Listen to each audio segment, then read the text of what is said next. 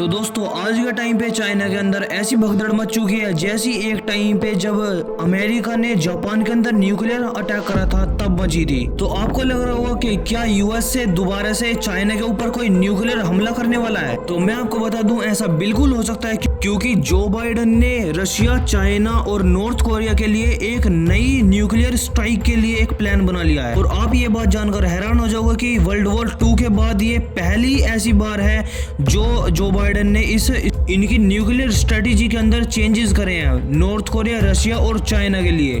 और इन तीनों देशों में से चाइना के ऊपर सबसे ज्यादा फोकस करा है जो बाइडेन ने। और इस चीज को बिल्कुल हल्के में मत लेना, अगर चाइना थोड़ी सी भी चूक कर देता है तो यूएसए के साइड से एक न्यूक्लियर अटैक देखने को मिल सकता है आपको। तो इस न्यूज को जानने से पहले अगर आपने सब्सक्राइब नहीं करा तो आप सब्सक्राइब कर लो, क्योंकि ज्यादा लोग हमारी वीडियो देखते हैं पर लेकिन उन्होंने सब्सक्राइब नहीं कर रखा। और लाइक भी कर देना, ये आपके लिए छोटा मोटा काम है पर लेकिन इस चीज से हमारी बहुत मदद होती है। और आज के टाइम पे यूएसए ने तैयारी ये कर ली है, अगर यूएसए को कहीं से भी शक होता है चाइना, रशिया और नॉर्थ कोरिया के ऊपर कि ये कुछ ना कुछ हलचल कर रहे हैं या फिर ये यूएसए के ऊपर कुछ अटैक कर सकते हैं, तो ये बिना सोचे समझे एक न्यूक्लियर स्ट्राइक कर देंगे रशिया, चाइना और नॉर्थ कोरिया के ऊपर। और आप वर्ल्ड वॉर 2 के बाद पहली बार देखोगे जहां यूएस से पिन पॉइंट एक्यूरेसी के साथ दोबारा से चाइना, नॉर्थ कोरिया और रशिया के ऊपर अटैक करना स्टार्ट कर देगा। और जैसे ये रिपोर्ट निकल कर आई है उसके बाद चाइना ने भी अलग अलग स्टेटमेंट देनी स्टार्ट कर दिया। और चाइना भी बोल रहा है कि हम सीरियसली कंसर्न है इस चीज के ऊपर। और हम इस बात से भी सीरियसली कंसर्न है कि कैसे ये यूएसए की न्यूक्लियर स्ट्रेटेजी चाइना को स्पेसिफिकली टारगेट करती है।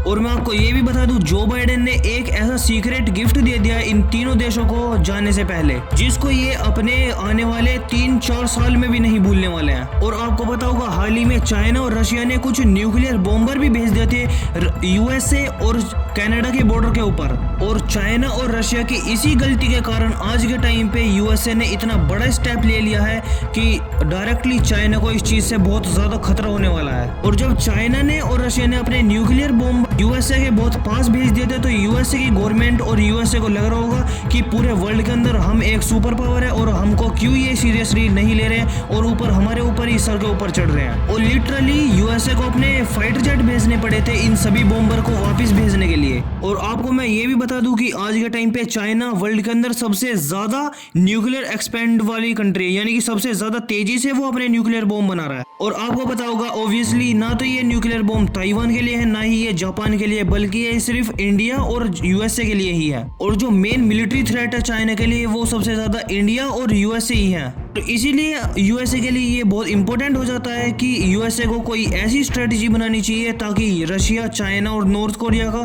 तीनों की अकल ठिकाने लग जाए और इनको पता चल जाए सुपर पावर रियलिटी में कौन है। और अगर दोबारा से चाइना या फिर रशिया या फिर नॉर्थ कोरिया अपने स्ट्रेटेजिक न्यूक्लियर बॉम्बर यूएसए के बहुत करीब यानी कि बहुत पास भेजते हैं तो यूएसए डायरेक्टली एक न्यूक्लियर एयर स्ट्राइक कर सकता है या फिर न्यूक्लियर स्ट्राइक कर सकता है अपनी मिसाइल से रशिया और चाइना के अंदर। और उस केस में देखोगे आप वर्ल्ड वॉर 2 के बाद पहली बार कोई ऐसा देश होगा जो न्यूक्लियर बॉम्ब को इस्तेमाल करेगा। बाकी आपका क्या व्यू पॉइंट इस न्यूज के ऊपर आप कमेंट सेक्शन में जरूर बताना और सब्सक्राइब जरूर कर लेना ऐसी न्यूज से रिलेटेड वीडियो देखने के लिए।